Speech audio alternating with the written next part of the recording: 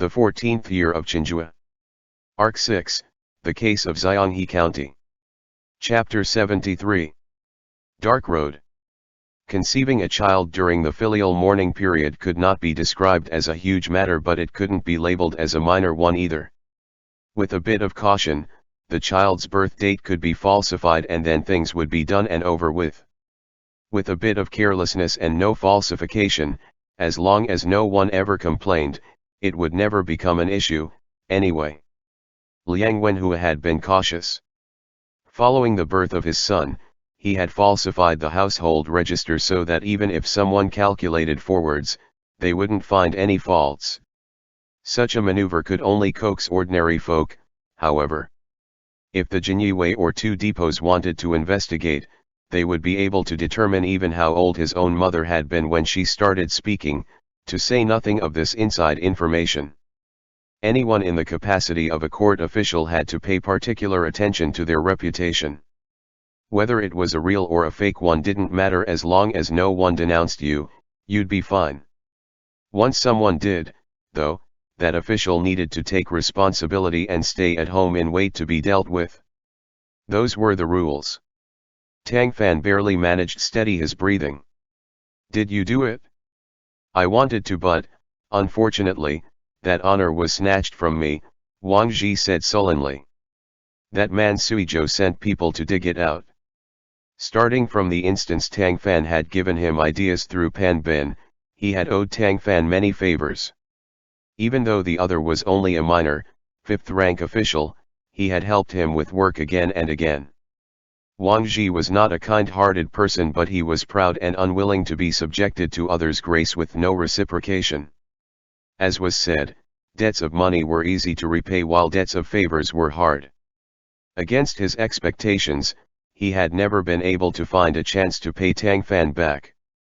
There was no way to restore him to his original post as of right now, but Wang Ji's capabilities were more than enough for getting revenge against Liang Wenhua. And yet, someone else had been a step faster than him. How could he not grumble about it? Tang Fan gave an O of affirmation, heart warm. He knew that Suizhou must have taken revenge against Liang Wenhua over his dismissal.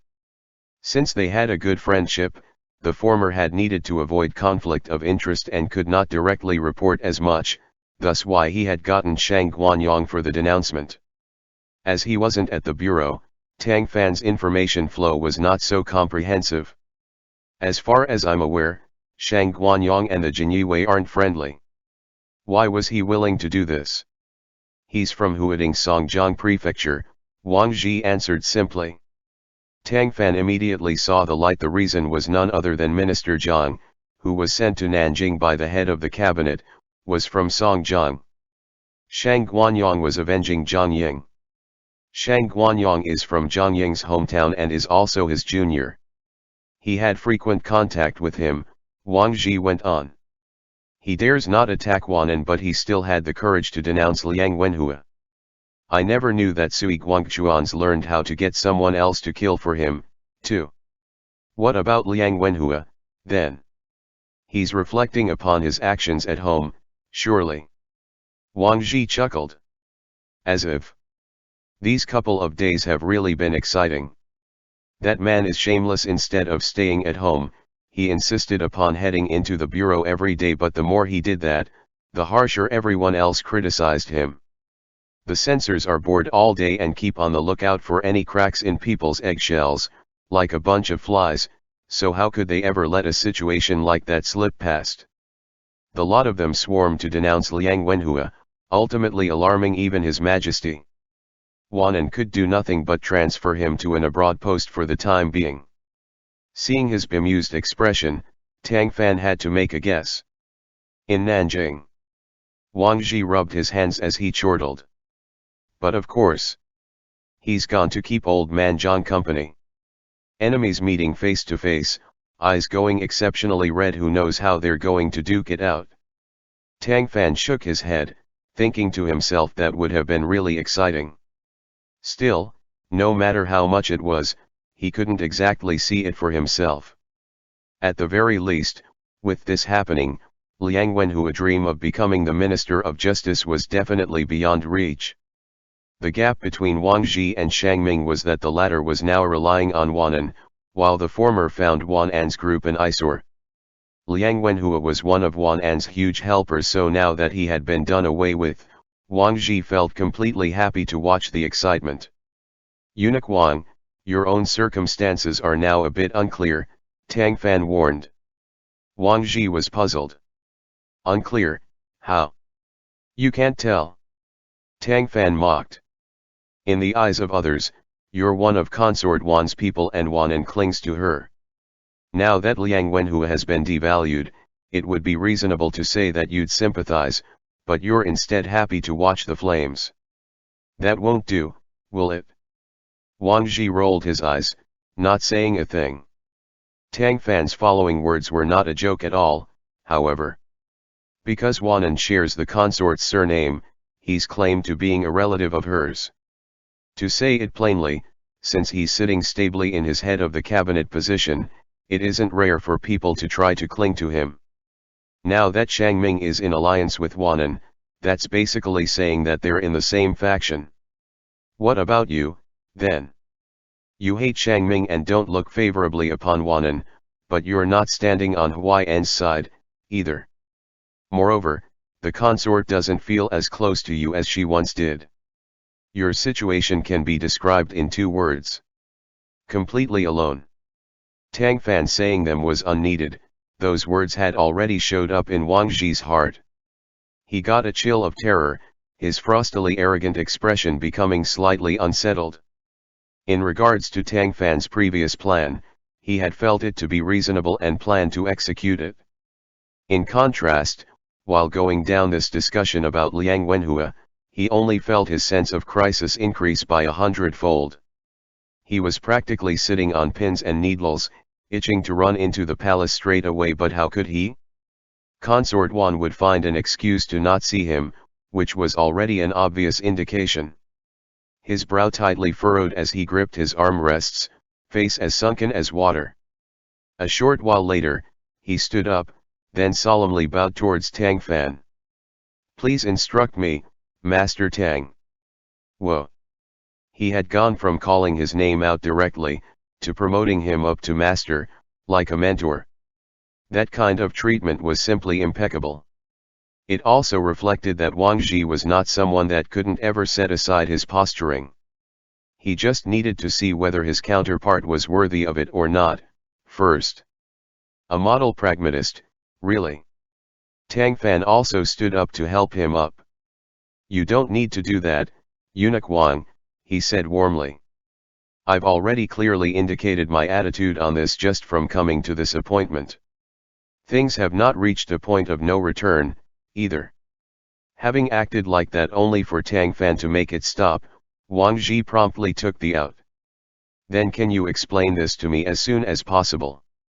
Because of the unequal statuses between the two of them, Wang Zhi had always put on some airs in his words and actions to him. It wasn't until this moment that he genuinely squared up to Tang Fan, regarding him as someone of equal standing. This stemmed from reality proving that Tang Fan didn't at all need to rely on him to get to the top. Even though he had no post to take revenge with as of now, he had Suizhou as a helper, and with the latter's capabilities and heavy value in the emperor's eyes, him heading the Jinyue was merely a matter of when. In comparison, Wang Zhi himself had come looking for Tang Fan for help several times, and owed him many favors. Not only did the other never come asking to cash them, but pretty much every time there was a meet-up, he would come as long as there was a request for him to. That sort of dependability alone was beyond anyone else's. Wang Zhi was not someone with poor eyesight that couldn't recognize what was good and what was bad, but since he was an overachiever who had ascended into such a high position at such a young age, that had caused him to forget himself a little. Adding that onto his repeated merit gains from his side business over the past 2 years, and he had gotten the conceited notion of himself alone being supreme. Now, that smugness had been smashed by Tang Fan, leaving only a heavy heart. I've just picked apart what you should do, Eunuch Wang, but you need to have your own main goal in mind. I'm willing to hear the specifics. I know that you can't get along with Wan'an and Xiangming's group, but because they're supported by the consort, there's no way that you can't be on her side. That's because, in the eyes of the court officials, you are a member of the Palace of Manifest Virtue. That palace was the one bestowed to consort Wang, its alternative name was what court officials called it at times. Wang Zhi did not mince words. Right. To be honest, my position is quite difficult to navigate nowadays. None of the others rely on or trust me. Regardless of whether it's consort Wan or Wanan, they all innately rely upon His Majesty, Tang Fan clarified. You only need to be loyal enough to him. Also, like I just said, the Western Depot is a dual-edged sword. If you wield it well, it will bring you ample repayment. I have something else to ask you. Go on. After the East Palace case, the Crown Prince knew that I had mediated for him during it, and remembered what good I did. Once, he expressed his thanks through Huayan, and even that old man's attitude got a little better towards me. Knowing that he definitely wasn't going to stop there, Tang Fan didn't interject, listening to him proceed. But the prince is still just a prince. Each day he isn't ascended, his status remains as an heir. Consort Wan has never found him pleasing to the eyes, but he's painstakingly done everything right, so she's never had the chance to move against him. Tang Fan nodded lightly. From that case, it was seen that the contradictions between them are certain to burst out someday. Consort Wan had killed the crowned prince's mother, so how could she not have a guilty conscience? As one who judged others based on her own mentality, would she ever believe that he really had no mind for revenge? Regardless of how generous and gentle he behaved, she would forever have a thorn in her heart, and if she could have him replaced, she would at least be able to sleep a little more peacefully. That case had been a fuse that had unabashedly exhibited the barrier between them where all could see. When such a day comes, His Majesty's decision will not be in the prince's favor, Wang Zhi enunciated. Do you think that I should be on His Majesty's side, or the prince's? That question was a massive bearing of the heart. Presumably, he had been deliberating on it for a long time before asking about this uncertainty hidden deep inside his heart. This was also the exact root cause of him hesitating in which stand to make. At this very moment, they were the only two in the room, but after he said this, he still felt waves of regret. Were Tang Fan to be untrustworthy and pass the words he said today on to a third party after this, his political career would be done for. Let's not speak of things like conscience and heaven's law, Eunuch Wang. You may as well think about what would happen if Consort Wan's idea comes to be, where a different crowned prince is established that will proceed to become the new ruler. Would that have any benefit for you? Would that new ruler remember what good you've done? There are plenty of people currently crowded around Consort Wan, not just you, while the present heir is kind and honest. Whoever reaches a helping hand out to him when he's in trouble is someone whose favor he is bound to keep in mind. To you, who is better and who is worse should not be difficult to choose. Wang Zhi pondered this for a short time. He had clearly heard him, but he still needed more time to think such an important matter over. There was no way he could tell Tang Fan his own conclusion right away. Easy for you to say. You aren't sitting in my position, you've never experienced what it is to walk on thin ice. Tang Fan smiled. It is as they say, able people work harder. How else would your power be greater than mine, and post higher? The more your authority is, the more responsibility you have. All right, stop it with the babble. Since you're leaving the capital, take this dinner today as your send-off treat. I'll tell you a secret. Back after I was granted a post at Hanlin Academy, I secretly went with my fellows to a brothel for drinks and a show. Wang Zhi had zero understanding of him. What did you tell me that for? The other laughed lightly. I'm exchanging a secret for a secret, lest you be uneasy about me and keep worrying that I'll tell someone about today. Truth be told, after interacting with him for so long, Wang Zhi had good trust in Tang Fan's character. He would never have discussed such delicate topics with him, otherwise. The guy's weirdness really made him feel a deep sense of powerlessness, though. At least the heavy atmosphere that filled the room had quickly dissipated. By the time Tang Fan came out of Xianyun restaurant, it was already close to second watch, 9 to 11 p.m. Upon walking out into the street where Xianyun restaurant was located, all the clamor was immediately cast behind him. Silent households were on either side. A few still had spots of light shining through their windows, likely scholars reading by lantern light, or women rushing to make winter shoes for their relatives. He no longer had an official's post, but he still had an official status, meaning that night curfew did not apply to him. Having drunk too much, he had inevitably become a bit tipsy, though his mind was still sober. He walked back slowly, viewing the moon in the sky, and couldn't help but think back to that one night a few years back. Because he had been late in going home after drinking, he had ended up coming across a White Lotus demon pretending to be a ghost, whereupon Suizhou had made his timely appearance. Allowing his thoughts to run amok, he unwittingly caught sight of that familiar alley. Just like the road he arrived from, the surrounding stretch of area was dark, but the difference between them was that there appeared to be someone standing at the mouth of the alley, a lantern held in his hand. That familiar silhouette caused him to pause slightly, after which he picked up his pace, walking forth. It was Suizhou. Him standing there for most of the night hadn't been to feed the mosquitoes, of course. I was afraid that you would come back late, and not be able to see the road. Tang Fan had come out here with a lantern as well, but after walking all this way, the candle had long dimmed. It wasn't as bright as Suizhou's, that illuminating flame seeming to warm one's heart. Tang Fan chuckled. Thank you.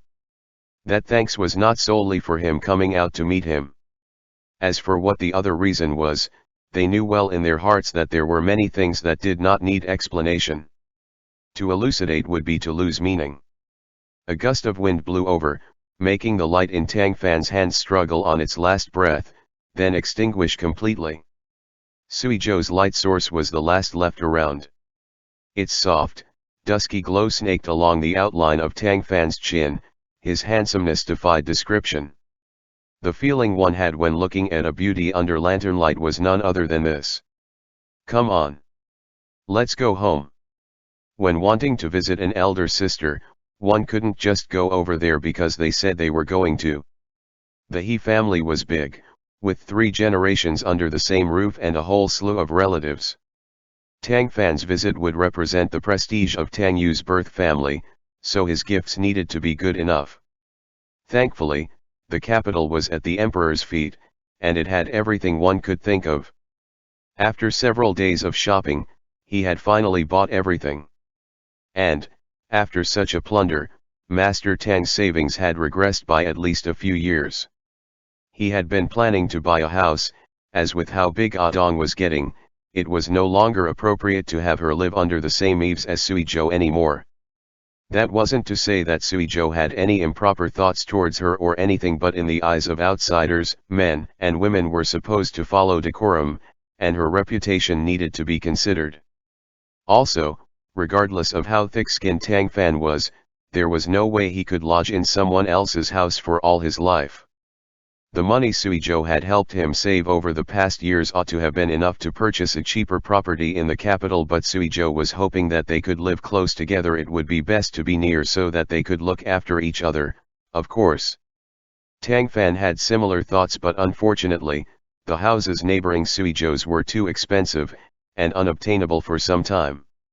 By coincidence, Suizhou's next-door neighbor was an official who was being transferred elsewhere and would not be able to come back to the capital for some years, so its primary owner wanted to sell this residence of his. Even though its price was a bit high, had Tang Fan taken out the full sum of his savings, it would have been just enough to get the sale down in ink. However, as a result of buying gifts for the He family, a gap had appeared in his saved money. As that silver grew wings and flew away, Master Tang's heart dripped blood. Bleeding heart aside, the gifts had needed to be bought and had been. He said farewell to Suizhou and Adong, then brought Qian Sanu with him out of the capital. Before his departure, he entrusted Suizhou with buying a house for him, and to simply make a decision as he saw fit.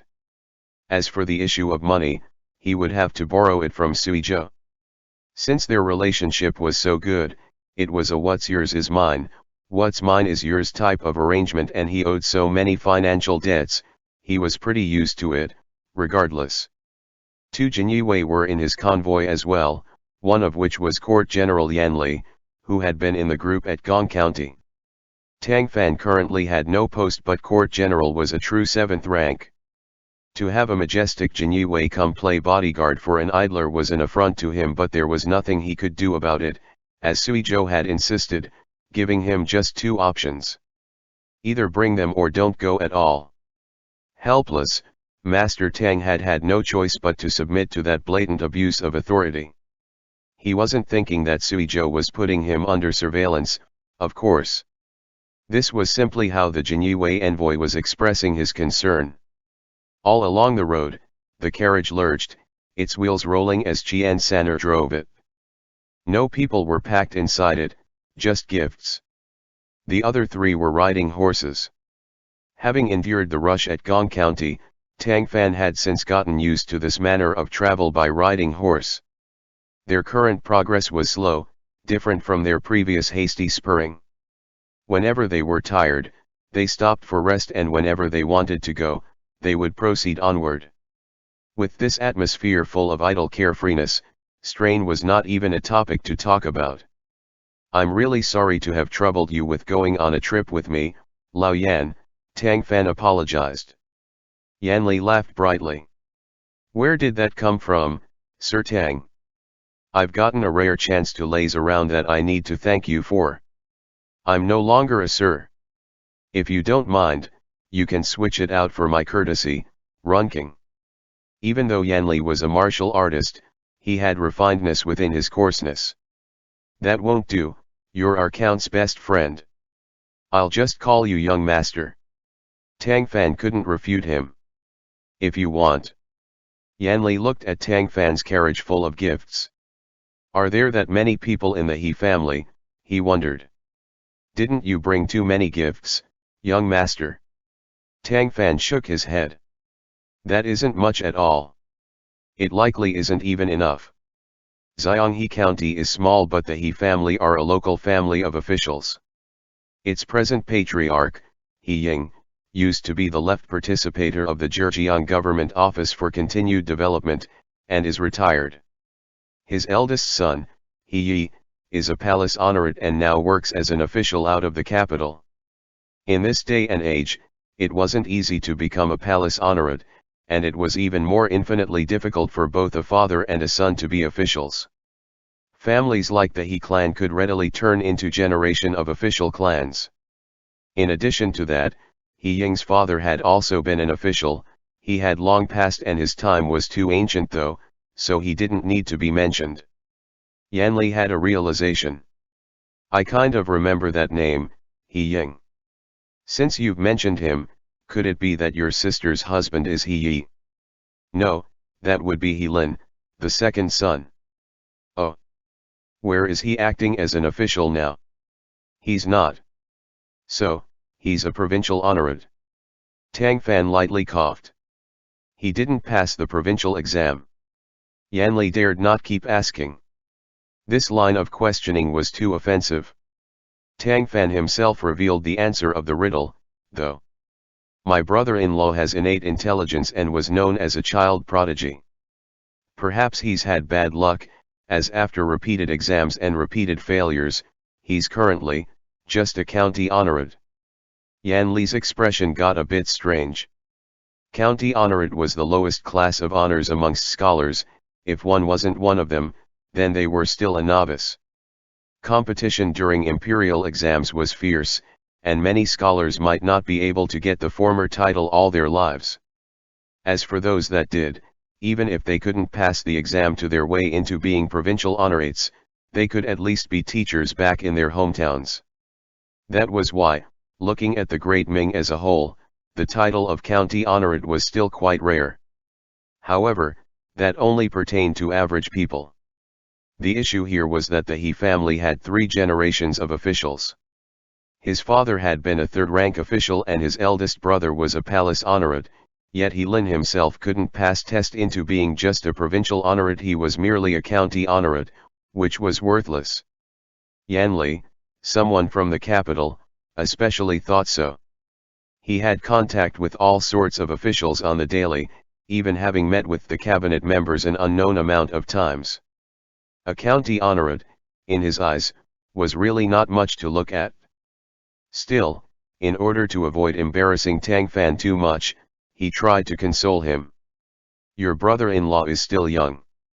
He's presumably just hit a period of poor luck. When good luck does come, he'll be unstoppable. Tang Fan laughed. In addition to his big brother that's in another locale, he has a little brother. I heard that a few years back, he also became a county honorate, and I have no idea if he's passed the provincial exams yet. Apart from them, the He family have many womenfolk, as well as father He's brothers and such. The vast majority of the He clan lives in Xianghe and frequently visits each other, so the gifts I've prepared are really not much at all. Hoping for him to branch away from the other subject, Yanli nodded along. I see, I see. They chatted on the road, stopping and starting. Because of their slow pace as well as his understanding that his sister could not act easily as a married woman, he didn't send word ahead of time informing her of when he would be getting there, thinking that it'd be fine for him to just drop in. On Xianghe County's end, a family was in the middle of a banquet.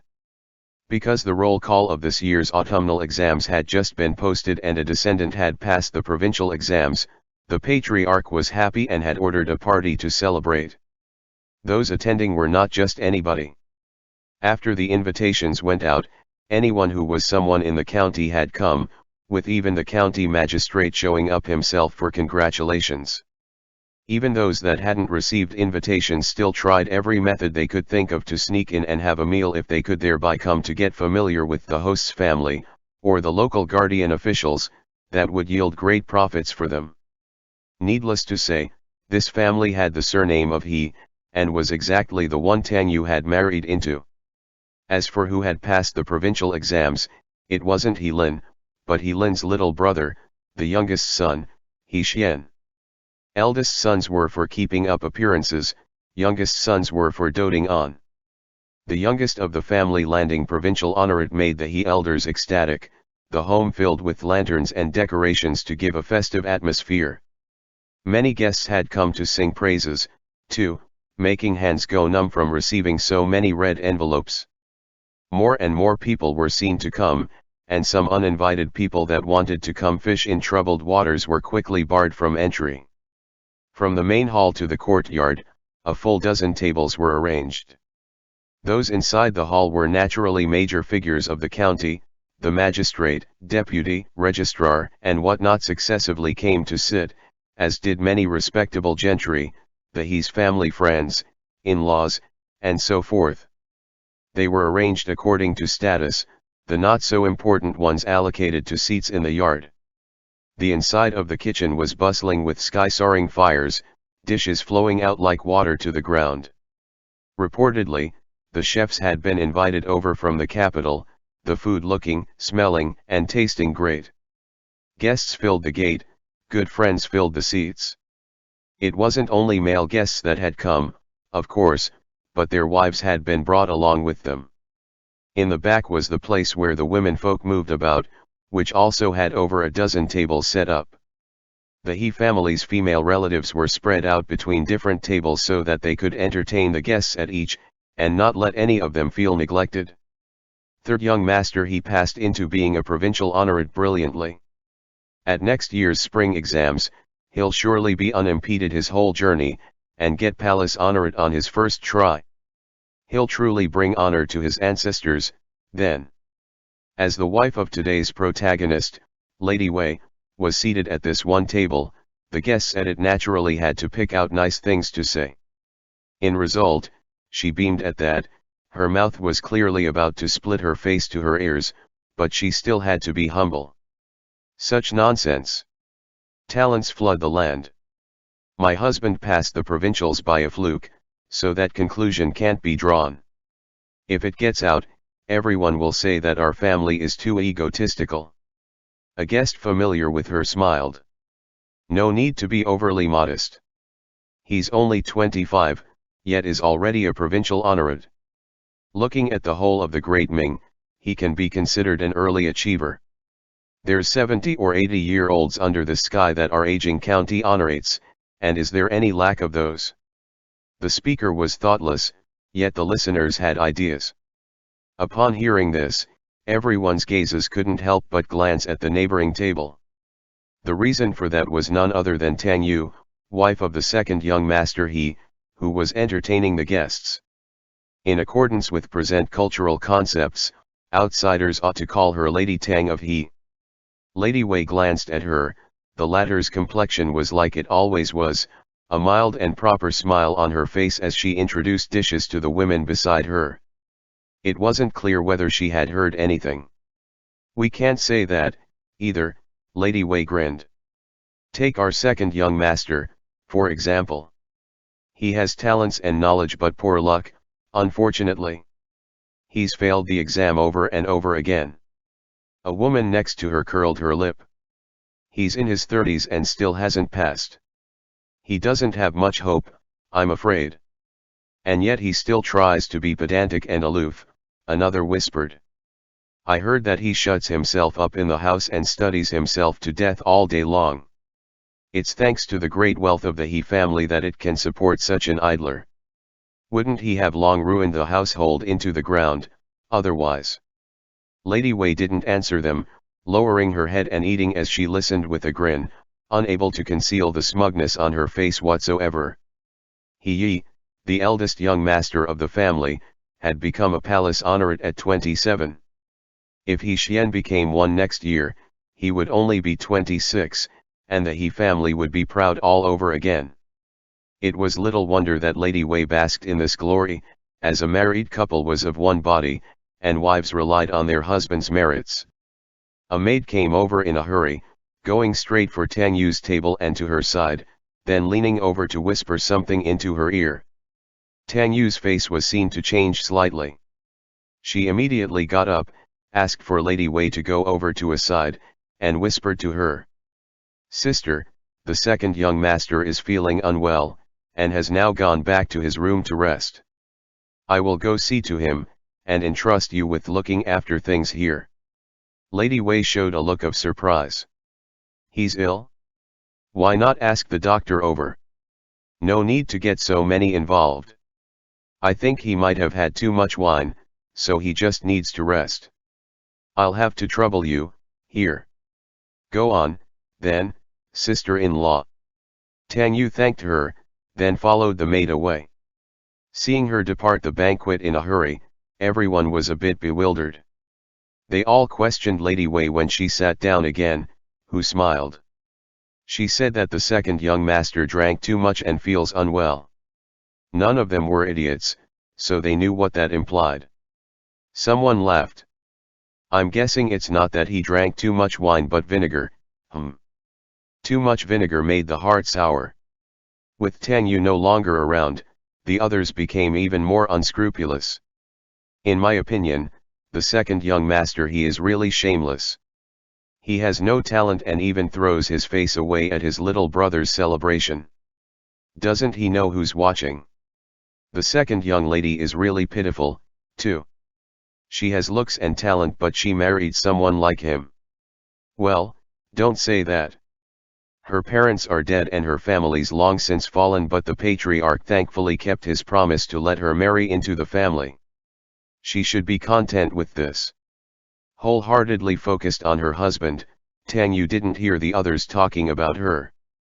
She walked all the way through the noisy party, came before the door to her bedroom, then knocked twice, pushing the door open after she didn't hear an answer. Stay out. A voice came from inside, its volume not high yet the words were brimming with annoyance. End chapter.